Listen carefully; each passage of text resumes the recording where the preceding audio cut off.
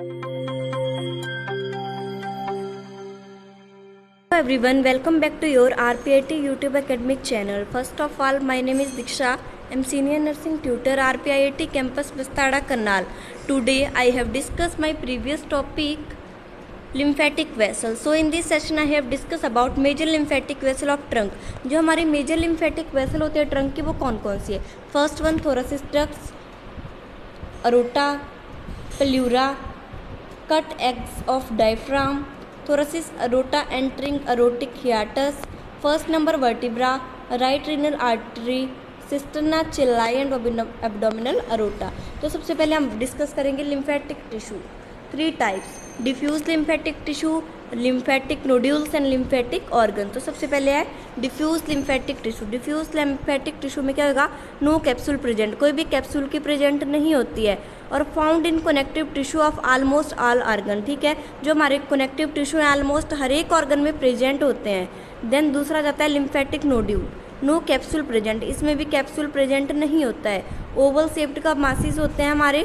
Found singly in the cluster, found single भी हो सकते हैं, फिर क्लस्टर गुच्छेदार टाइप में भी इकट्ठे प्रेजेंट हो सकते हैं. Then lymphatic organ. Lymphatic organ में क्या होगा? कैप्सूलेटेड टाइप में प्रेजेंट होएगा, लिम्फ नोड में, सप्लीन में और थाइमस में. तो ये हमारे 3 टाइप के थे. कौन कौन से?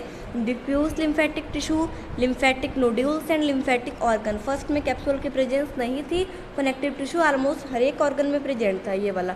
लिम्फेटिक नोड्यूल में भी कनेक्टिव टिश्यू कैप्सुलेटेड फॉर्म में प्रेजेंट नहीं है, ओवल शेप्ड में मैयर होगा या फिर सिंगली या फिर क्लस्टर. लिम्फेटिक ऑर्गन में कैप्सूल प्रेजेंट में था, लिम्फ नोड, सप्लीन और थाइमस इन सारी जगह पर पाया जाता है. Then diffuse lymphatic tissue. तो देखो हमने शुरू में पढ़ा है डिफ्यूज लिम्फेटिक टिश्यू, इसका एक और नाम भी है diffuse lymphatic tissue called as MALT. सुना होगा आपने, कई बार एग्जाम में भी आता है. तो उसकी क्या है? Mucosa associated lymphatic tissue. ठीक है.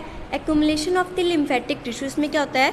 Accumulation of the lymphatic tissue in the mucous membrane of gastrointestinal, respiratory, urinary and reproductive tract. ठीक है, एक्यूमुलेशन होती है, इसमें पाया जाता है, इनमें पाया जाएगा गैस्ट्रोइंटेस्टाइनल में, रेस्पिरेटरी में, यूरिनरी में एंड रिप्रोडक्टिव, पहले भी पढ़ चुके हैं.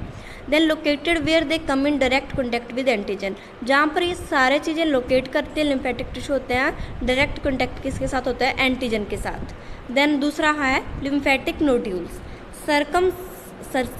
circumscribed concentration of the lymphatic tissue, lymphocytes and related cell, no surrounding by capsule.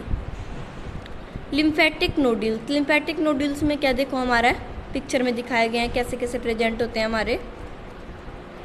आगे है लिम्फेटिक ऑर्गन्स. लिम्फेटिक ऑर्गन्स में हमारा आ गया lymph node. Lymph node consist of the connective tissue framework of numerous lymphocyte. जो lymph node है वो किससे consist है? हमारे कनेक्टिव टिश्यू से. एक ऐसी फ्रेमवर्क बनाई है उन्होंने, एंड न्यूमरस है लिम्फोसाइट्स. बीन स्टेप स्ट्रक्चर है, placed in pathway of lymphatic vessel, enclosed bye A fibrous capsule. किससे बंद हुआ है? एक फाइब्रस कैप्सूल फॉर्मेशन हुई है. Then cortex. आउटर पोर्सन इसका क्या था? Germinal centre produce lymphocyte. जो भी बीच वाला सेंटर है वो प्रोड्यूस क्या करता है? हमारा लिम्फोसाइट. देन मेडुला में क्या है? Inner portion of the medullary cord, जो क्या रिलीज करता है? हमारा मेडुलरी कॉर्ड को रिलीज करके रखेगा और हेल्प करेगा हमारे लिम्फोसाइट्स में. Thank you for the watching my video. Please like and subscribe RPIT YouTube academic channel.